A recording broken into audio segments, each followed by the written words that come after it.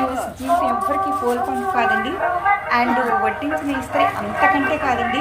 ఒక్కసారి వీడియో చూడండి మీకు తెలుస్తుంది. చూసారు కదండి, అతనికి నడిచే స్థితిలో అతను లేరండి. అయినప్పటికీ కూడా అతను చూశారు కదండి ఏ పని చేస్తున్నారు.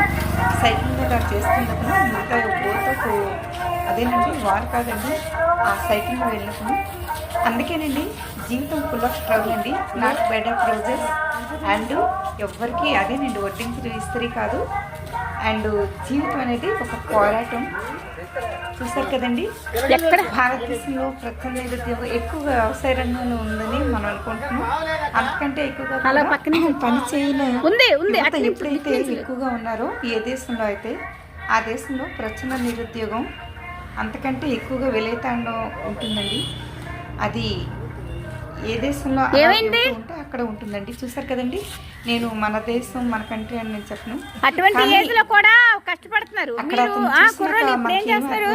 ప్రసన్న నిరుద్యోగం ఉంది. కుర్రోళ్ళు ఇప్పుడు ఏం చేస్తారు? పని చేయట్లేదు. అర్థమైందా? పని పాటు చేయట్లేదు కుర్రోళ్ళు. జీవితం అంటే ఒక జీవన పోరాటం. చూసారు కదండి. And thanks for watching. మరి అది వాళ్ళకి